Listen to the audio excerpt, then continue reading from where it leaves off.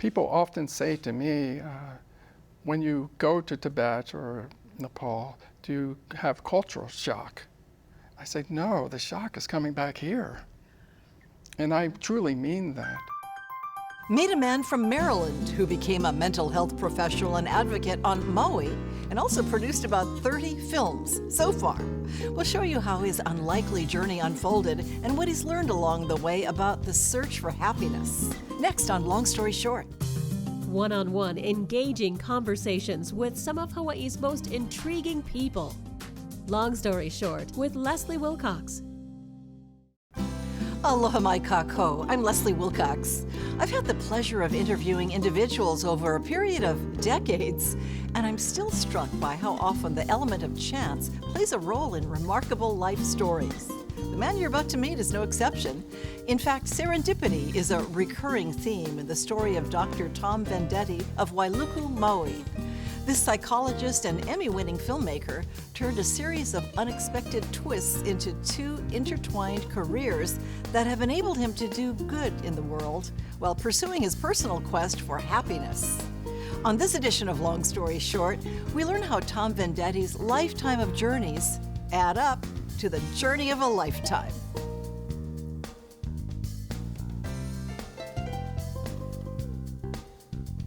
You were adventurous. You were hitchhiking far away at age, 17? You were heading out with your thumb and friends and going to rock concerts and spring break and other experiences? Yeah, I always had this drive to see the world, and surprisingly, my parents were okay with that. But it was nothing for me to hitchhike to New York and see the play Hair, or go to a rock concert in Indiana, or even New Orleans to the Mardi Gras.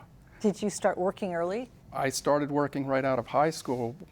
Primarily, it was during the Vietnam War days, and I was going to be drafted. So I applied for a conscientious objector status. And I only had a couple weeks before I was going to be shipped off, so the clock was ticking, right? So anyway, I went in front of this panel, and it was community members, some clergy, and military, and they just interrogated me. This kid, 18 years old, you don't love your country, you don't want to fight for your country. And I tried to explain to them that it's not that I wouldn't want to fight for my country. I would. It's just this particular war that I didn't believe in. And within a couple weeks, the letter came, and it said that I was still 1A active, going to be, drafted. And my mother said, I can't believe that this is happening. I said, well, Mom, it's happening. She goes, I think it's a mistake. I said, come on, Mom, they don't make mistakes like that. She said, oh, well, I'm going to call them tomorrow and see. And I was working construction with my father at the time. So we went to work, and then when I came home, she took this sheet and put it out in the front of the house, and must have taken a spray can or something, put 10 on it, which meant conscientious objector. And I walk in the house, and I said, Mom, what's going on? She said, well, it was a mistake. They made a typographical error. Wow, that's a huge error. It's just one. And I said, and again, I was just elated, and because of that, though, I still had to serve my country for 2 years. So I had to find a job in the helping field, either doing community service or something, and that's where I got a job working at Shepherd Pratt Hospital as a psychiatric aide. And at the time, I had no interest in psychology, which again, it just opened this door up that I've been, doing most of in fact, my whole adult life. And you ended up getting a PhD. And I also got a master's degree in clinical social work from the University of Maryland. After that, I decided to move from Maryland to Flagstaff, Arizona. Back then, there were very few services for the mentally ill, so we created a program for them that got a lot of attention. And a lot of that attention came from a program called Adventure Discovery, where we would take the mentally ill people hiking and on river trips and things like that. Why? Well, again, there was some research coming out at the time that it was very therapeutic. And we actually did some testing to verify it, which started my film career, by the way. We took 10 mentally ill people on the San Juan River, And prior to doing that, we did some pre and post tests for anxiety and depression. The filming part came where I asked a friend of mine who bought a new camera back then. We did our testing and made this documentary film, and the research that we did showed that not only the clients benefited, that the depression dropped and anxiety, but also the staff. That is interesting, because what you're telling me is that by seeking not to fight in Vietnam, it led you to your career and to your vocational passion. Right, exactly. So I came back and I put this film together, and then I became hooked. Because I was the kid that was very shy in school. You know, I would know answers to the questions and wouldn't raise my hand. And when I realized through film that I could actually communicate, because I had a lot to say, you know, that this was my ticket for achieving that. At the same time he was building his psychology career and developing his passion for filmmaking, Tom Vendetti yearned to see the world. And that's what first brought him to Hawaii, initially drawn to the big island of Hawaii because of his fascination with mountains.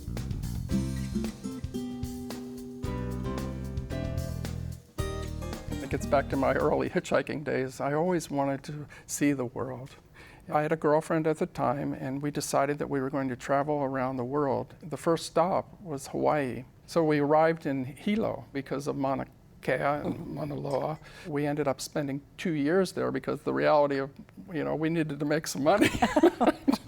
So we started one of the first halfway houses for the mentally ill over there, which is part of the mental health Kakua's system right now. And then after we got the money, we ended up in New Zealand. And someone at that point said, "Where are you going next?" And I said, "Well, I really love mountains." They said, "Well, you should need to go see Mount Everest." I said, "Where's Mount Everest?" You didn't know where Mount Everest No, was. I was so naive. And look at where much of your life has been focused That's now. right. So I had no clue. And they said, "Well, you have to go to Kathmandu and Nepal." And I said, "All right." So we ended up there, and it was May. And the monsoons came in a little early that year. So people were saying, "You shouldn't go up to Mount Everest. You're not going to see anything. You know, there'll be too many clouds and be socked in." I said, "Well, I came all this way. I'm going to go anyway." On the plane, there was this man sitting in front of me, and he was in English, kind of broken English, pointing out all of the mountains. And I noticed a lot of the people were paying attention to him. Like he was somewhat knowledgeable, but I didn't pay much attention to it. And then when we got off the plane, he and his daughter walked up to me and said, "Where are you going?" I said, "I'm going to Mount Everest." He said, "Well, would you mind if I walk with you?" And I thought he just wanted to practice his English or something. As I look back at it, I am sure he was, you know, trying to protect me and take care of me. But as we were walking on the trail, people were just going, "Namaste," almost in reverence to this individual. And then finally I heard someone say, "That's Tenzing Norgay." I went, "Tenzing Norgay?" He was a Mount Everest rock star. He was. And in that part of the world, he was a hero, you know. Because he was the Sherpa who went up Everest with Sir Edmund Hillary. He was. Tenzing Norgay and Hillary were the first two people to summit Mount Everest. So when I heard that, I said, "What are you doing here?" He said, "Well, I'm on my way to meet Hillary. National Geographic is doing a 30-year special about summiting the mountain. Would you like to be my guest?" And I said, "Of course."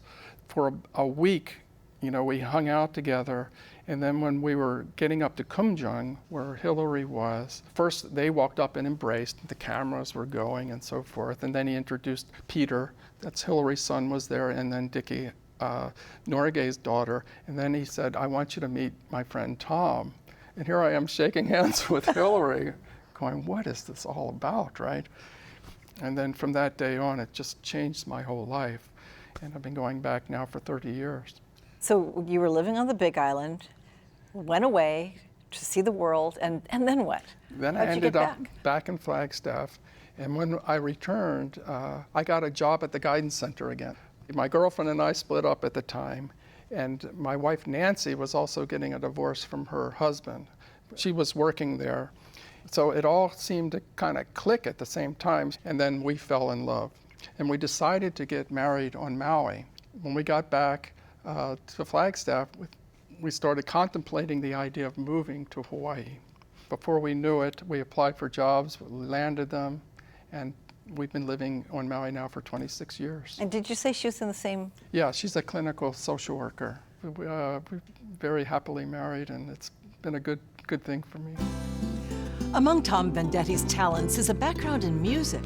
This expertise serves him well in filmmaking, helping him to craft just the right mood for each project, as well as build bonds with exceptional composers and musicians.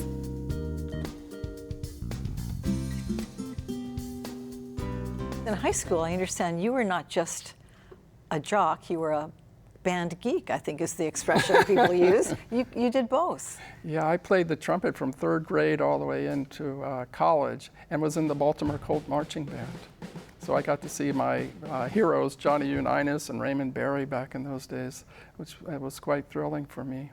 And that's another of the things you discovered early in life that you continued on. Music has just been a continuing theme, and you use it in all of your productions. Yes, and original music too. And that's in terms of editing, that's my favorite part, putting the music to the scenery, especially beautiful scenery like the Himalayas and so forth. And I was so thrilled to have Keola Beamer, work on this latest film. We went to Kathmandu, and he had the opportunity to record original music with 7 local Nepalese, musicians, and it was just fascinating to watch and also beautiful to listen to, and it literally brought the film to life as far as I'm concerned. Well, I wasn't surprised to find out that they had partnered with you, because when Keola was a guest on this program years ago, he told me that he had become a Buddhist, right, and that his mother, Auntie Nona Beamer, had become a Buddhist, and they both said it was very Hawaiian in its in its values. Yeah, being around Keola Beamer and Moana as friends, again, that's such a treasure, something that I love both of them dearly.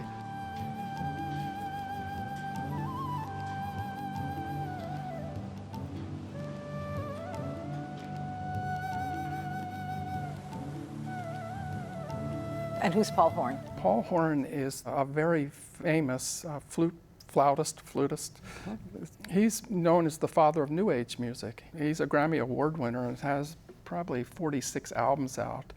And he passed away not too long ago, but he literally said, "Tom, if you ever want to use any of my music, it's yours." We became that close over the years. You traveled with them quite a bit. Yeah, we traveled to Tibet. I think it was 1992. I asked Paul because he had played in the Taj Mahal and the Great Pyramids, if he would like to play in the Potala Palace in Lhasa, Tibet. He said, "Man, if you can make that happen, we're there." And I said, "Okay." And believe it or not, we pulled it off. And that was my first documentary film, Journey Inside Tibet, that was picked up by PBS Plus and went. Which was one of the programming streams of PBS. Yes. So I needed to find someone to narrate that, right? And I always really liked Chris Christopherson. He was a person that I looked up to, and I knew that he lived on Maui. Mm-hmm. So I had a VHS tape of what I shot and the music, but I didn't know Chris's address. But I, again, knew that he was on Maui. Put it all in a package, and I wrote to Chris Christopherson, Hana, Hawaii, without a zip code. I didn't know, because I was fairly new to Maui at the time. Put it in the mail, and several weeks later, I get this call from this man, Vernon White. He happened to be Chris's manager, and he was calling from LA. He said, "Chris said he'll do it." I said, and I thought it was a friend joking or something. "Do what?" He said, "He'll narrate your film." And I said, "Really?" And I said, "Well, how much will it cost?" Because I didn't, Chris Christopherson. He says, "How much money do you have?" I said, "I don't have anything." And he said, "That's what it will cost you." Oh. Yeah, and Chris came over to Kihei, sat in a recording studio and did that, and was so gracious, and it was humbling for me to be in his presence. That, again, it just kept me wanting to make more films, and especially after it got on PBS. I think you're the first filmmaker I've ever met who doesn't raise funds, but who earns the money in another job and pays for it himself. Right. That's a lot of money. That's a lot of travel bucks. It is, but I would be doing it anyway, traveling. That's doing it my whole life. With psychology, of course, I had to go to college and get degrees and so forth, but I'm self-taught when it comes to filmmaking. So put a lot of energy into it, and again, it's just a passion that I love doing, and it's become a voice for me, so it fills that need too. The editing part became more like therapy for me. It was extremely therapeutic because of the content and the people, you know, that I interviewed and so forth, and hearing their words, and then getting to relive it again through the images, you know, that I shot. I never considered it, even to this day, of being work. The bottom line with making the film was, like I said, I would get a bunch of friends and we would make it /vacation shoot. My wife has been very supportive in that too, Nancy. In fact, she's gone on all of these journeys with me. She loves the outdoors. She loves hiking and trekking and so forth. So we invite friends and hopefully, you know, I have a plan, an idea in mind in terms of what I was trying to tell in terms of the story.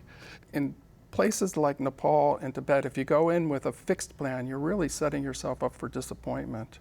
You need to be open and just kind of let it all unfold. And if you do that, it's amazing. It often turns out better than the original plan. At least that's been my experience. Yeah. So you don't create a plan, at least a plan B first? In that part of the world, it's better not to be that attached to anything. Oh, that's interesting. That sounds very Buddhist of you. It's very Buddhist. Buddhism and even today's world of psychology just go hand in hand.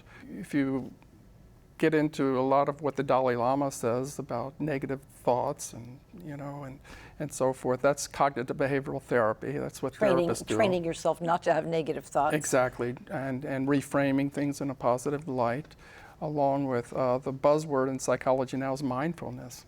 It's a Buddhist term, right? Mm-hmm. I could relate to that on both levels. This last trip that we took with the Beamers in Nepal to film the Tibetan Illusion Destroyer was about exactly what I'm talking about. They have a festival up there every year called the Mani Rimdu Festival, with the purpose of destroying illusions, thoughts, or, you know, the way you perceive things that lead to human suffering. Tom Vendetti of Maui has seen plenty of that suffering through several decades practicing psychology, as well as fighting to improve Hawaiʻi's mental health services. And then came a time when his own mental and physical health was challenged with a diagnosis of prostate cancer.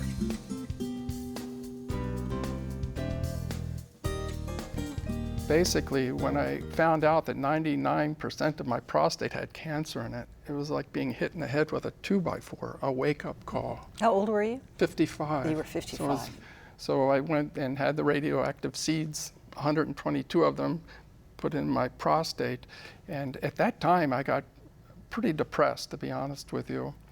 I was lying in bed, and I said, I need to go to Nepal. I was talking to my wife, even though I felt kind of weak and so forth, but I just said I needed to go there.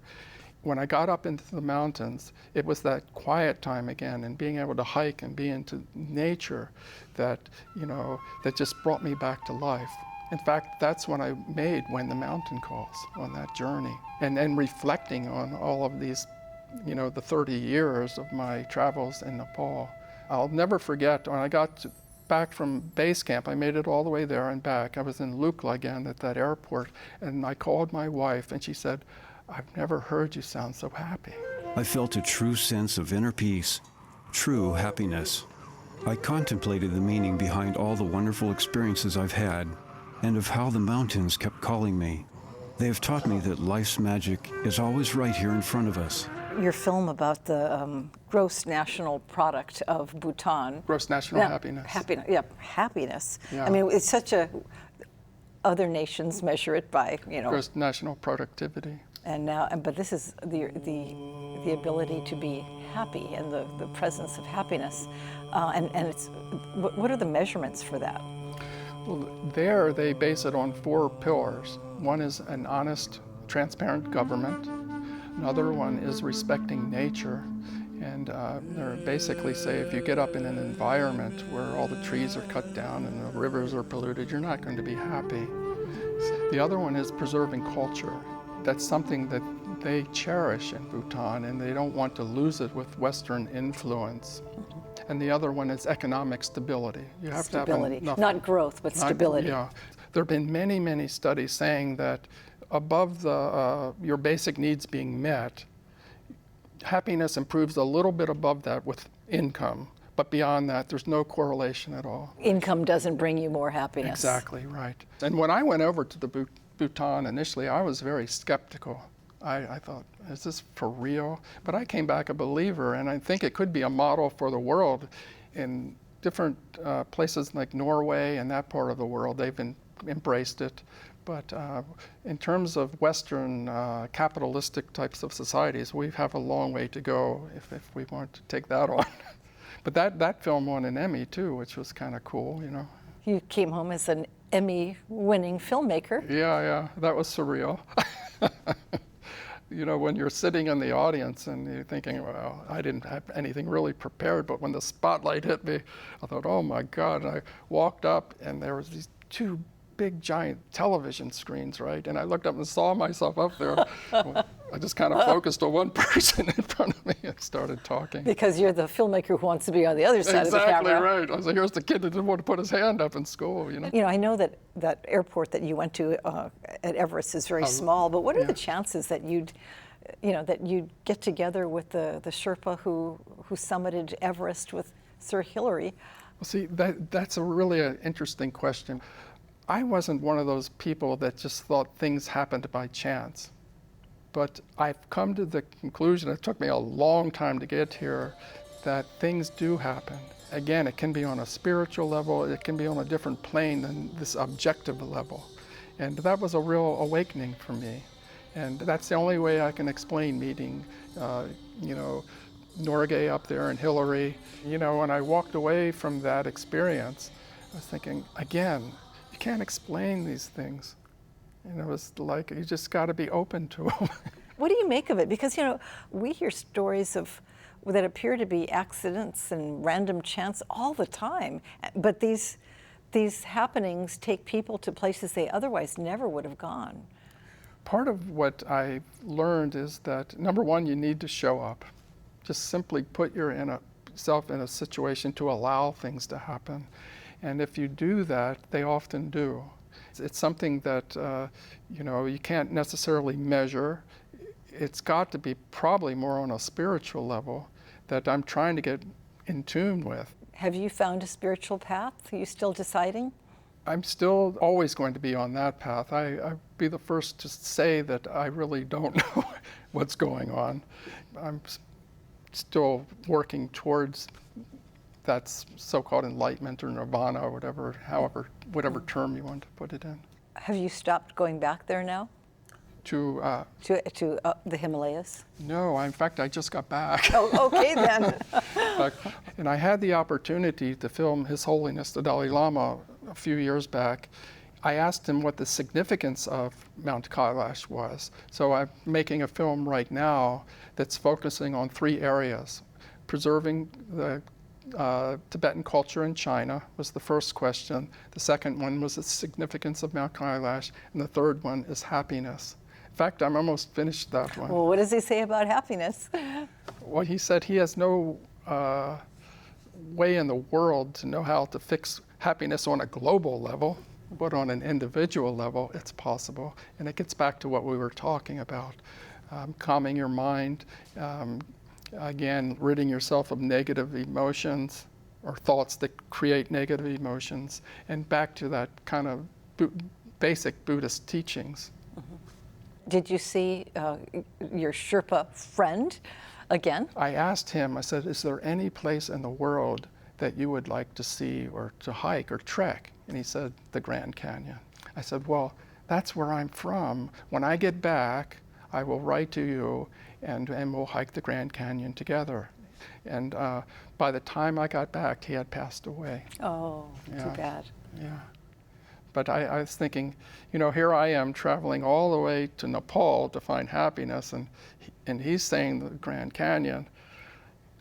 Is it right in my backyard? You know?